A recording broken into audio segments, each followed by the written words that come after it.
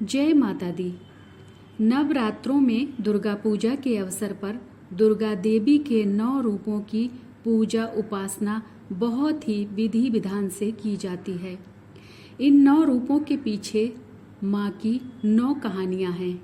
तो आइए जानते हैं वो कहानियाँ कौन सी हैं जो माँ के 9 रूपों के बारे में ज्ञान कराती हैं। माँ दुर्गा को सर्वप्रथम शैलपुत्री के रूप में पूजा जाता है। हिमालय के यहाँ पुत्री के रूप में जन्म लेने के कारण इनका नाम शैलपुत्री पड़ा। इनका वाहन वृषभ है, इसलिए ये देवी वृषारूढ़ा के नाम से भी जानी जाती हैं। इन देवी ने दाएं हाथ में त्रिशूल धारण कर रखा है और बाएं हाथ में कमल सुशोभित है।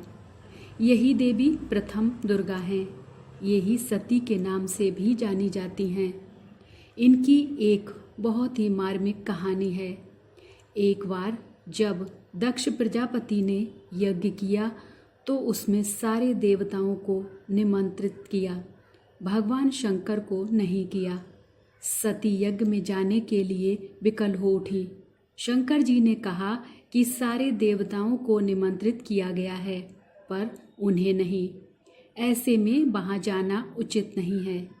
सती का प्रबल आग्रह देखकर शिवजी ने उन्हें यज्ञ में जाने की अनुमति दे दी। सती जब घर पहुंची तो सिर्फ माँ ने ही उन्हें स्नेह दिया। बहनों की बातों में व्यंग और उपहास के भाव थे। भगवान शंकर के प्रति भी तिरस्कार का भाव था। दक्ष ने भी उनके प्रति अपमानजनक वचन कहे। इससे सती को बहुत दुख हुआ। वे अपने पति का ये अपमान सहन नहीं कर सकी और योगाग्नि द्वारा अपने को जलाकर भस्म कर लिया।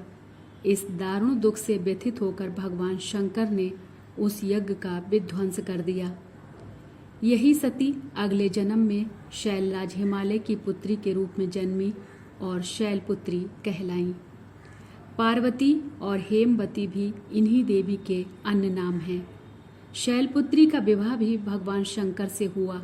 शैलपुत्री शिवजी की अर्धांगिनी बनी।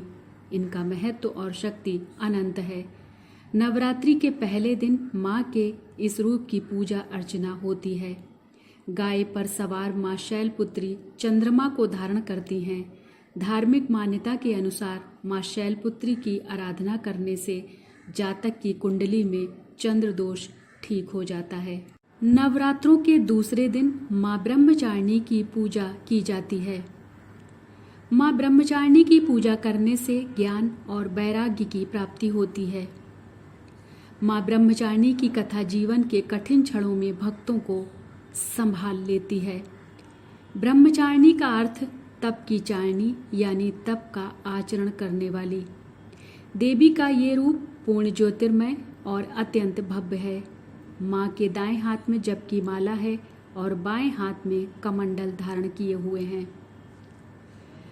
माँ के ब्रह्मचारिणी रूप की कथा इस प्रकार से है।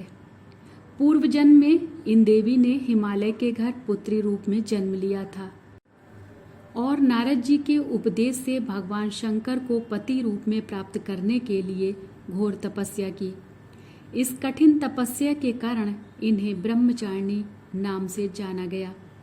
1000 वर्ष तक इन्होंने केवल फल फूल खाकर बिताए और 100 वर्षों तक केवल जमीन पर रहकर शाक पर निर्वाह किया।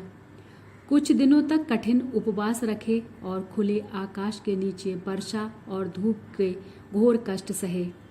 3000 वर्षों तक टूटे हुए बिल्व पत्र खाए और भगवान शंकर की आराधना करती रहीं। इसके बाद तो इन्होंने सूखे बिल्व पत्र खाना भी छोड़ दिया। कई हजार वर्षों तक निर्जल और निराहार रहकर तपस्या करती रहीं।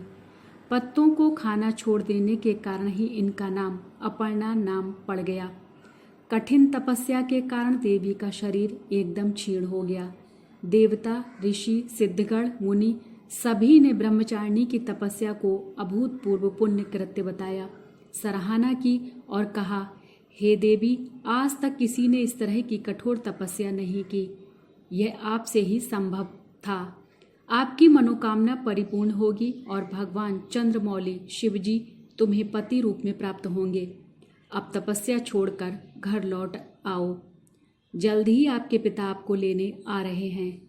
लेकिन माँ ने तब तक तप समाप्त नहीं किया जब तक स्वयं शिवजी ने उन्हें साक्षात दर्शन नहीं दिए। उनसे आशीर्वाद मिलने के उपरांत ही माँ अपने घर की ओर प्रस्थान करने लगी। माँ की कथा का सार यह है कि जीवन के कठिन संघर्षों में भी मन विचलित नहीं होना चाहिए। माँ ब्रह्मचारिणी देवी की कृपा से सर्व सिद्धि प्राप्त होती है। नवरात्रि के दूसरे दिन माँ ब्रह्मचारिणी की पूजा अर्चना होती है। माँ का यह स्वरूप मंगल ग्रह का स्वामी है। ब्रह्मचारिणी माँ की पूजा करने से लोगों की कुंडली में मंगली दोष का प्रभाव कम होता है।